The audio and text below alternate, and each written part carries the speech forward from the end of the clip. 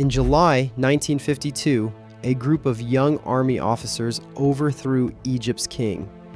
He sailed into exile aboard the same royal yacht his grandfather had been exiled on 70 years earlier. The officers promised a republic, dignity, freedom, and an end to foreign control.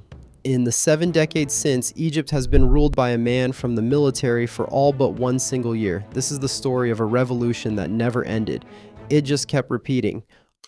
On July 23, 1952, the Free Officers seized Cairo's army headquarters, airports, and the state radio station in a nearly bloodless coup.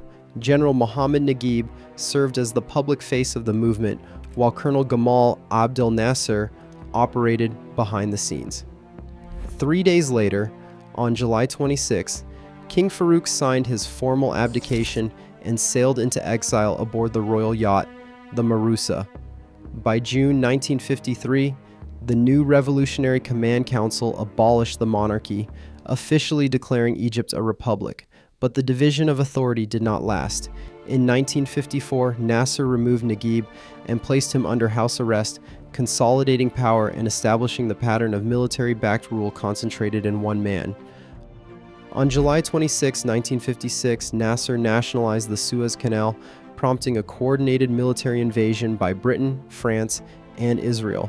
When diplomatic pressure from Washington and Moscow forced the foreign forces to withdraw, Nasser secured a massive political victory that elevated his stature across the Arab world.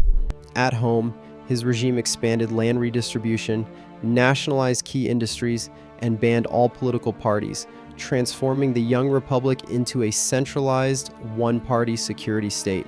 But the structural vulnerabilities of the system became clear in June 1967.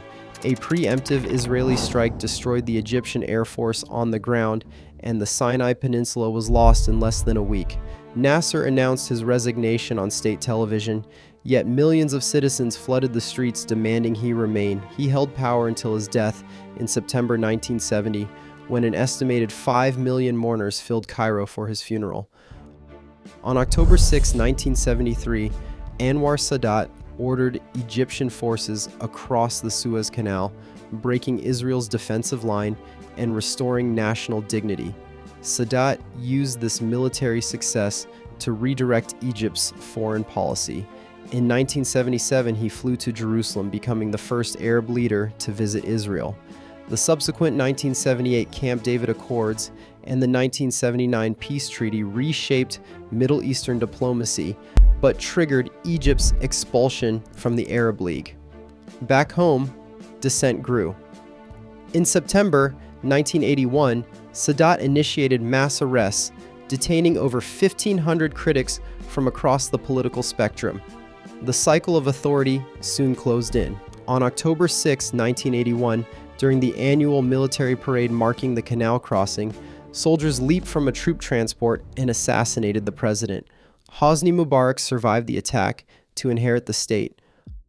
Hosni Mubarak immediately enacted an emergency law that would remain in place for the next 30 years. Under these decrees, suspended civil rights and arbitrary detentions became standard security policy.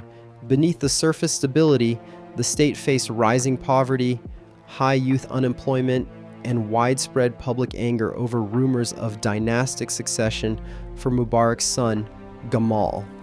On January 25, 2011, inspired by the recent uprising in Tunisia, thousands of protesters flooded Cairo's Tahrir Square, demanding the fall of the regime. The demonstrations grew into an 18-day occupation of public spaces across Egypt. Security forces responded with live ammunition and tear gas, killing approximately 850 people during the crackdown. But the pressure from the streets did not yield. On February 11, 2011, Mubarak resigned. He transferred authority directly to the Supreme Council of the Armed Forces, returning Egypt to the same military guardianship that had governed since 1952. In June 2012, Mohamed Morsi won Egypt's first free presidential election, becoming the republic's only civilian leader. The political opening was brief. Following a year of division, mass protests broke out on June 30, 2013. 3 days later, Defense Minister Abdel Fattah el-Sisi removed Morsi in a military takeover. The opposition was dismantled with force.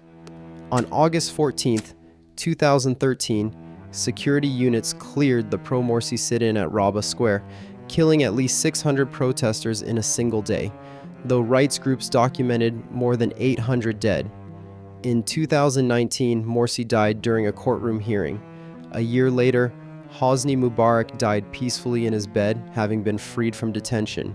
Today, Egypt is governed by a former general. As the state constructs a new $45 billion capital in the desert, citizens face an economic crisis and 45% inflation. The institutional loop that began with the free officers in 1952 has closed again. Today, Egypt's central paradox remains unresolved.